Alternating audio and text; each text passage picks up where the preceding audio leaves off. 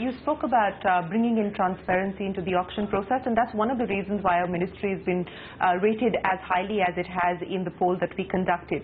But one of the issues that is now being talked about is the issue of discretion, especially when it comes to capping of fixed costs, because the matter has now gone to court. As you're aware, Mandakini Power, that's the joint venture of Jindal India Thermal and Monnet Power, have moved to Delhi High Court, and they view this post-auction tariff cap that you've brought in as ex post facto or retroactive changes. The matter is sub judice, so I don't expect you to comment on this specific issue. But is there a view within the ministry now on how to address this issue? Because several other players are also talking about how this is going to impact viability, how banks are now not lending money to power companies at this point in time, given the fact that they could be under severe burden. Shireen, first of all, there's nothing ex post facto or afterthought in this. Let me be very loud and clear. On your own channel, on more occasions than one, on several channels, several press briefings, in pre-bid meetings with the bidders, on the floor of Parliament, both houses of Parliament, we have ad nauseam repeated, and you're well aware of that, that all the reduction in prices will have to be passed through to the consumer. Sure. There's a very clear understanding. It was explained. The bidding documents state that the standard bidding documents for purchase of power will be suitably amended. I may not remember the exact wording, but you are welcome to look up the bidding documents, tender documents. Will be amended to make sure that the consumers get the benefit of whatever is the advantage of this reverse bidding. Fair enough. This was a loud and clear announcement. Everybody knew it.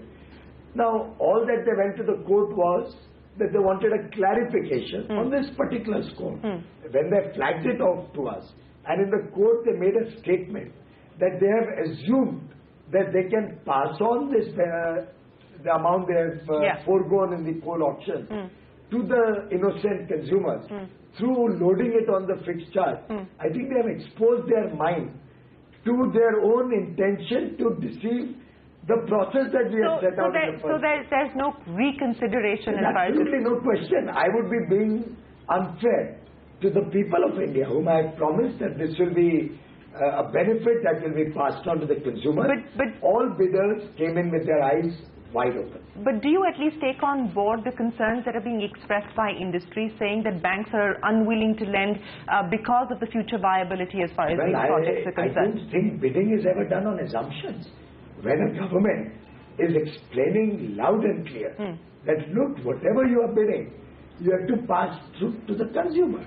You're also saying that whatever additional amount you're giving, should it come down to zero, if you're going above 100 and bidding forward after that, you are not going to be allowed to charge that to the consumer. When both these things are known, how can anyone assume that they will do something which is patently and obviously against the spirit of what we have announced?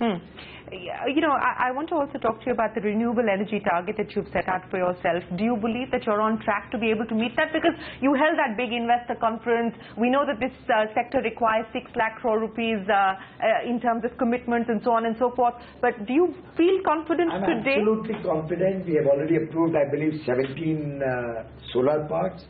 Another 7 or 8 will be approved soon. I was with the Chief Minister of Maharashtra late last night when we were assessing the renewable energy policy of Maharashtra. They are coming out with a very robust policy and very aggressive targets. Almost across the country, there is a recognition, even among states, to go in for renewable energy. We are trying to play the role of a facilitator in terms of creating green energy corridors, where we are going to invest nearly 38,000 crores or so. We are willing to invest more should it be required. We are working on innovative ways to make this happen. We are on track. Okay, let me ask you my final question then, sir, and moving away from your ministries in specific to talk about the economy. We've seen the core sector data. It doesn't look good. We've seen a significant contraction as far as the core sector data is concerned. The Reserve Bank of India has cut rates by 25 basis points, but the RBI governor has pretty much said that the headline GDP number doesn't really add up, and if the economy was really growing at 7.5%, then there isn't a need for a 50 basis point cut, as has been the case that's been made by the Finance Ministry. The state of the economy today puzzles people, at least as far as the numbers are concerned? Should this not be something that worries the government? Are we then, in a sense, over-promising, and then do we then land up in a situation of under-delivering and hence then talking about disappointed expectations? No, I don't think so. I think I like the people to have tall expectations from us so that we can perform even better. There have been certain circumstances which have been completely beyond our control. Agriculture. 2 years ago also, agriculture was at 1% when the monsoon was bad. Yeah. The year before last, it came up to 3.5%. Last year again, with a bad monsoon, it went down. Now the growth number, if it got affected from what we had expected because of an agriculture production falling, and you are well aware of the circumstances behind that, the lower monsoon, the delayed monsoon, then the hailstorms. Yeah. Well, these are a fact of life. The core sector on a month-to-month may vary a little bit, but in the broad analysis, you look at coal, look at electricity. Electricity is down. The electricity is down quite sharply. Only in this short period. Yeah. But it could be a situation which changes very rapidly. We had if you recall, the weather in India this time, the winter months continued much longer than what it used to originally. So these are things which we keep assessing. But if you see last year's numbers, coal, electricity, all of these contributed big measure. Services were up, manufacturing overall was up. I wouldn't get unduly perturbed with 1 month's number. You know, you've said, Mr. Goyal, that there's no space for rent-seeking corporates in India, and perhaps that is what is leading to people saying that not enough is changing on the ground.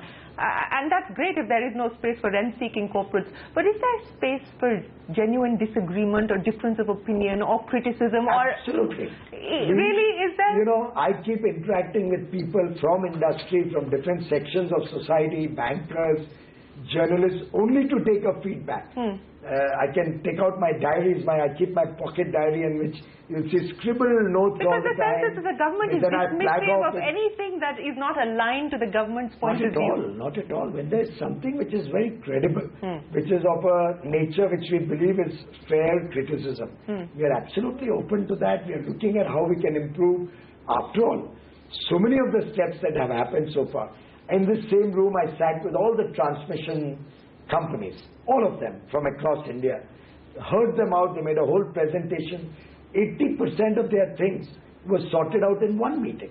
After all, we are almost on the verge of resolving Teesta, a project stalled for several years where foreign investors, Indian investors, state government, and finally the people who will benefit from that idle power. We are working towards everything where we think there is a fairness. But if there is an unfairness, like the case you just alluded to some time back, that certainly I cannot. That was an unfair comment, you think? No, well, that was a statement made in the court. It's a public document. It's not as if I am making that statement. They have said in court.